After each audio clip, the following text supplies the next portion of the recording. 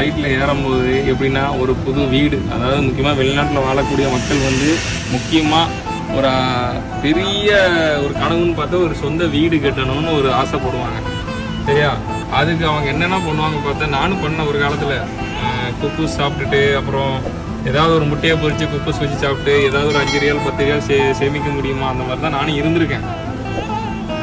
அப்படி இருந்தும் 15 வருஷம் 20 வருஷம் ஆகி வீடு கட்டாமல் தன் குழந்தைகளுக்காண்டி படிப்பு செலவு அந்த செலவு இந்த செலவுன்னு சொல்லிட்டு ஊருக்கு அனுப்பி அனுப்பி அனுப்பி அனுப்பி ஓடா ஆகி நிற்கிறது தான் வெளிநாடு வாழ்க்கை. இது நீ சிரிக்காத, நீ என்னையும் கேட்கலாம், நீ நல்லா தானே இருக்கேன்னு. நானும் ஒரு காலத்தில் அனுபவிச்சுட்டு தான் வந்தேன். சரியா? நல்லா சிரிக்காத, உண்மை. இது இந்த வீடியோ பார்த்துட்டு எத்தனை பேர் கமெண்ட் பண்ணுறாங்க பேர், இதோட ஃபீலிங் எனக்கு இருக்குது தலைவரை அப்படின்னு எனக்கு கமெண்ட் பண்ணுவாங்க. நன்றி.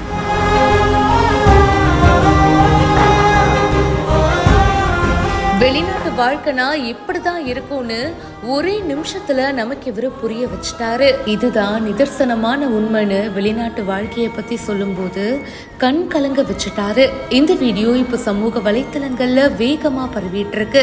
உனக்கு என்னப்பா, வெளிநாட்டுல வேலை செய்யற, லட்சமா சம்பாதிக்கிற, நீங்க ஜாலியா தானே இருக்கீங்கன்னு இந்த வார்த்தைகளை வெளிநாட்டுல வேலை செய்யற பல பேர் கேட்டிருப்பாங்க.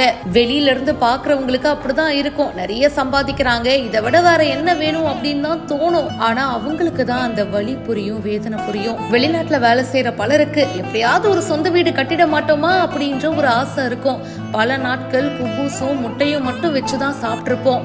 ஆனா என்னதான் ட்ரை பண்ணாலும் வாழ்க்கையில அடுத்த கட்டத்துக்கு போகவே முடியாது. பசங்களுக்கு ஸ்கூல் ஃபீஸ், குடும்ப செலவுன்னு இதுக்கே செலவாயிடும்.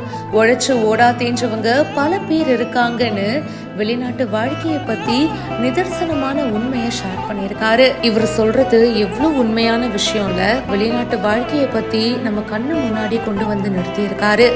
MD ஹனிஃபா காதர் இப்ராஹிம் அப்படின்றவர் தான் இந்த வீடியோவை ஷேர் பண்ணியிருக்காரு. இதை பத்தி உங்களுடைய கருத்துக்களை சொல்லுங்க. இப்பவே பிஹைண்ட் ரூட்ஸுக்கு ஃபாலோ பண்ணுங்க.